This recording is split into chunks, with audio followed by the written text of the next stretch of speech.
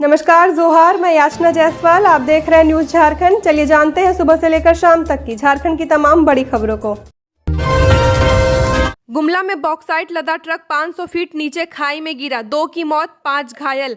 गुमला जिले के बिशुनपुर प्रखंड में बड़ा हादसा हुआ है। यहां नेतरहाट जाने के मार्ग पर जोहनडेरा में 500 फीट नीचे खाई में बॉक्साइट ट्रक गिर गई है, जिसमें 2 लोगों की मौत हो गई है। मृतकों में एक बच्चा भी शामिल है, जबकि 5 लोग घायल हैं। फिलहाल घायलों को अस्पताल भेजा गया है। इस मामले की जानकारी मिलते ही भारी बारिश के बीच बिशुनपुर व गुरदरी पुलिस मौके पर पहुंची और खाई के नीचे उतरकर रेस्क्यू में लगे हुए हैं। ग्रामीण भी मदद कर रहे हैं। रामगढ़ में लगातार बारिश के बाद बुधवार सुबह जलस्तर बढ़ने पर पतरातू डैम का खोला गया फाटक, अलर्ट जारी।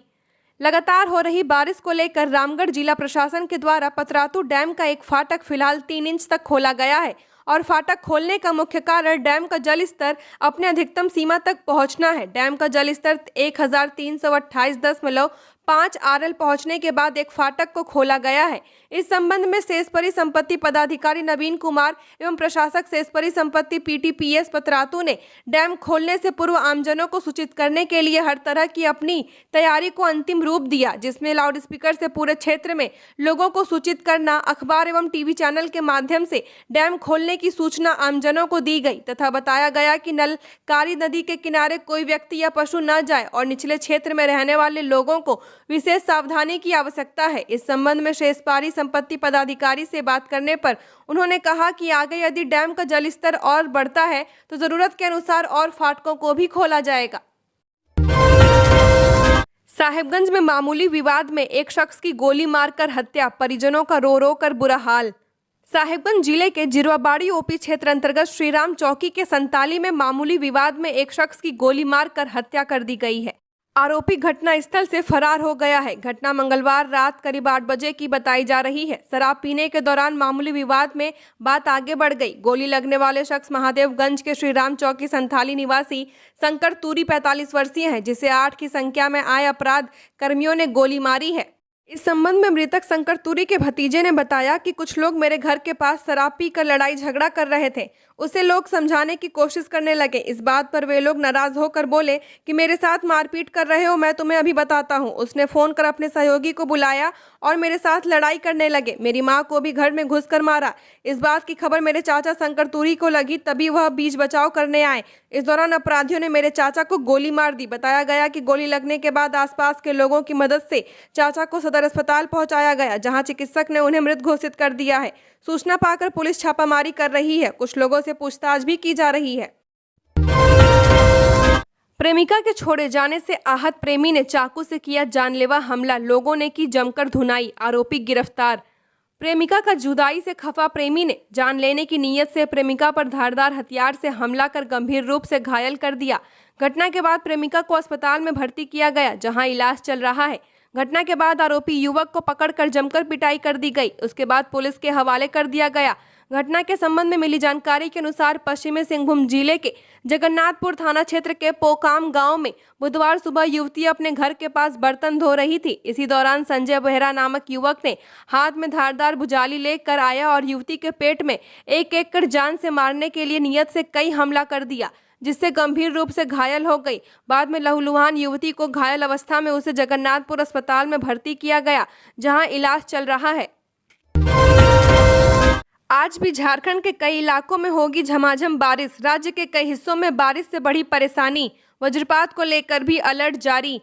झारखंड में आज लगातार 4 दिन भी बारिश हो रही है। राज्य के कई जिलों में भारी बारिश की वजह से परेशानी बढ़ी है।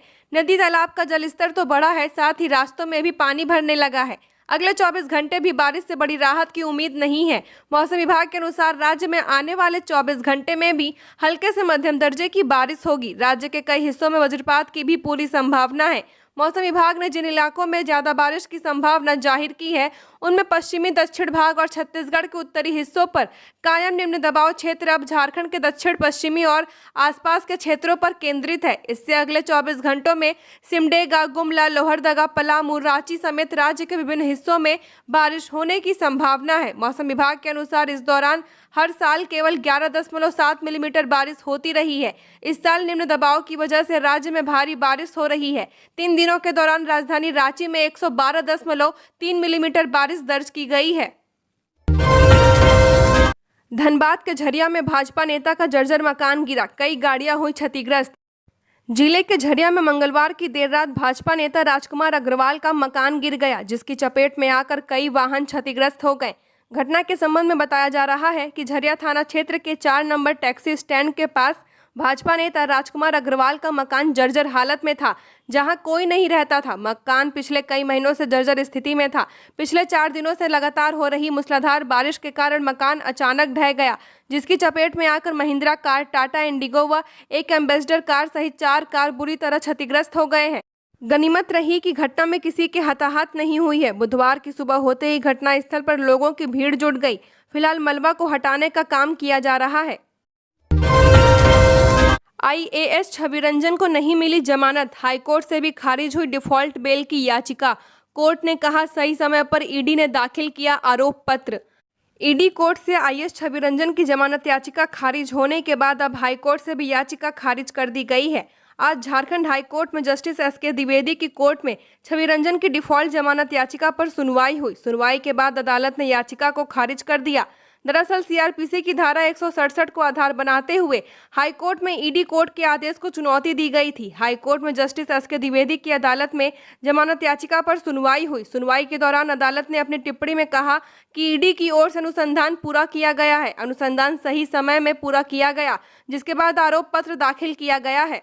जोहार, नमस्कार। खबरों में आगे बढ़ने से पहले आप सभी के लिए न्यूज झारखंड परिवार लेके आया है 2 बड़ी खुशखबरी। आप हमारे चैनल को इतना प्यार, इतना सपोर्ट दिए हैं, तो हमारा भी फर्ज आप लोग के लिए कुछ करने का बनता है। तो चलिए हम डायरेक्ट आते हैं मुद्दे पे। पहली बड़ी खुशखबरी ये है कि आप आने वाले दिनों में न्यूज झारखंड चैनल पे वीडियोस देख के भी 500 रुपए के रोज कमा सकते हैं। जी हाँ, आप सही सुन रहे हैं, 500 रुपए के रोज कमा सकते हैं हमारे वीडियोस को देख के। हमारे वीडियोस के बीच में आपको एक कूपन कोड दिखेगा, उस कूपन कोड को आप एंटर करके 500 रुपए तक जो है कैश रिडीम कर सकते हैं। दूसरी बड़ी खुशखबरी आपको ये मिलने जा रही है कि न्यूज झारखंड परिवार आप सबों के साथ मिलके एक गिव अवे करने जा रहा है पूरे 1,10,000 का।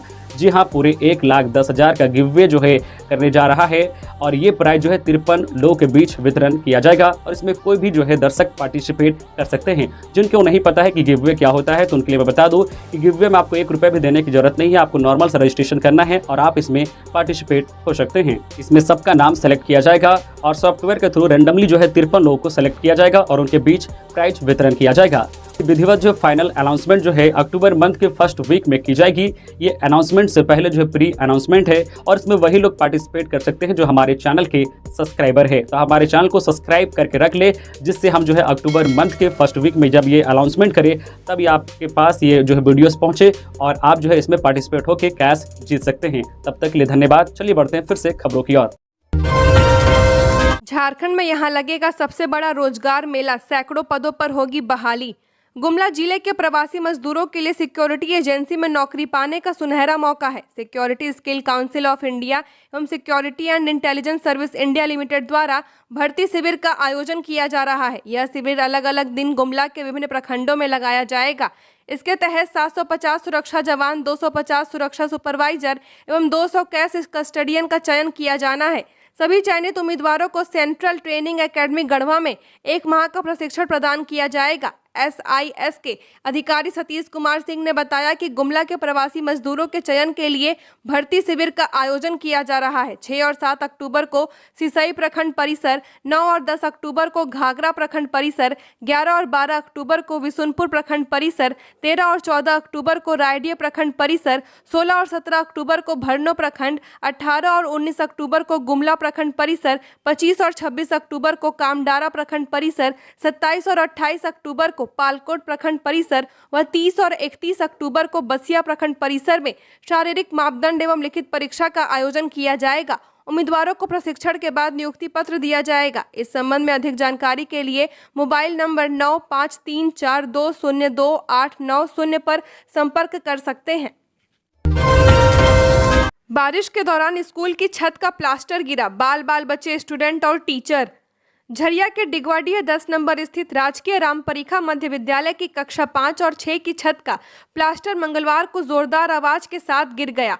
घटना में स्कूल के 37 बच्चे और शिक्षक बाल बाल बच गए। इस स्कूल का भवन जर्जर है। लगातार बारिश के कारण छत से पानी भी टपक रहा था।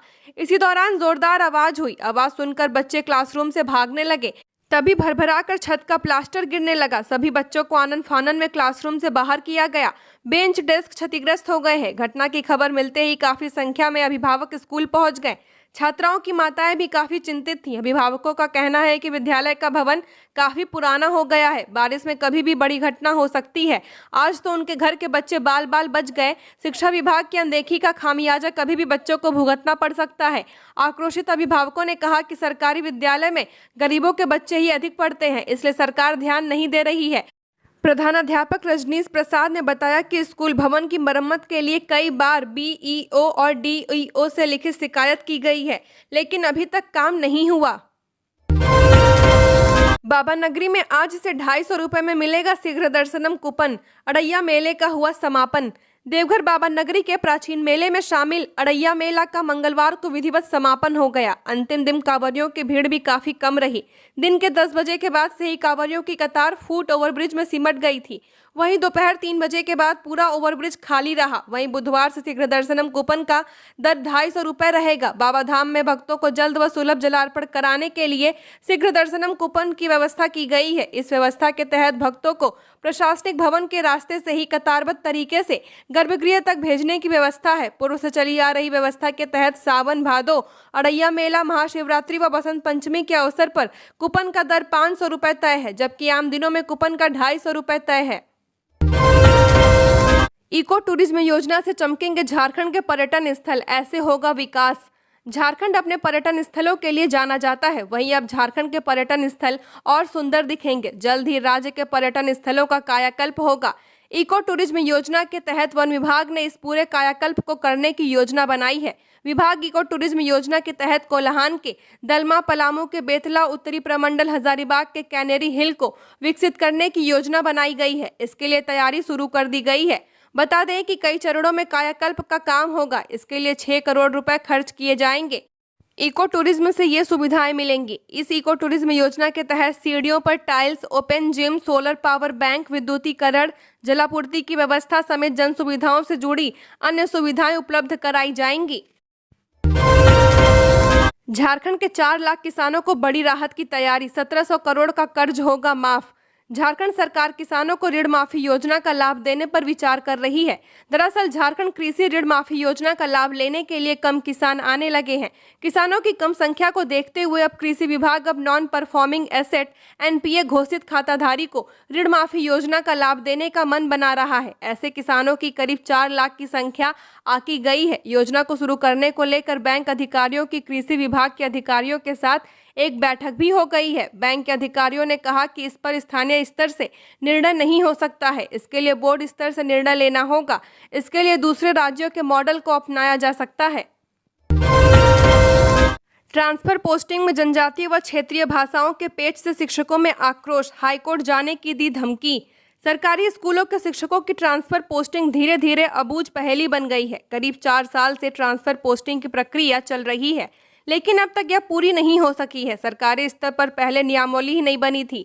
जब नियमावली बन गई और उस नियमावली के आधार पर शिक्षकों ने पोर्टल पर ऑनलाइन आवेदन कर दिया, तो अचानक 29 सितंबर को स्कूली शिक्षा एवं साक्षरता विभाग ने सचिव के रवि कुमार के एक पत्र जारी किया, जिसमें राज्य के अलग अलग जिले के जनजातीय भाषा व क्षेत्रीय भाषाओं की सूची जारी की गई है। इस सूची के अनुसार शिक्षक अपना अंतर जिला स्थानांतरण राज्य के सभी जिले में नहीं करवा सकेंगे। शिक्षकों के सामने अंतर जिला स्थानांतरण में सिर्फ उसी जिले का विकल्प होगा जिसे जिले में उनके नियुक्ति वाले जिले की जनजातीय या क्षेत्रीय भाषा की पढ़ाई होती है। इसे लेकर राज्य के शिक्षकों में आक्रोश है। रेलवे ने कई ट्रेनों के रद्द होने का किया ऐलान। धनबाद, बोकारो, पारसनाथ के यात्री होंगे विशेष प्रभावित। रेलवे बोर्ड की ओर से लगातार ट्रेनें रद्द की जा रही हैं। रेलवे की ओर से त्योहार सीजन में ट्रेनें रद्द होने से यात्रियों को काफी परेशानी का सामना करना पड़ रहा है। पहले ही रेलवे की ओर से 60 से अधिक ट्रेनें 18 अक्टूबर तक के लिए रद्द की गई हैं। वहीं अब रेलवे की ओर से कोलकाता अमृतसर दुर्गियाना एक्सप्रेस को रद्द कर दिया गया है।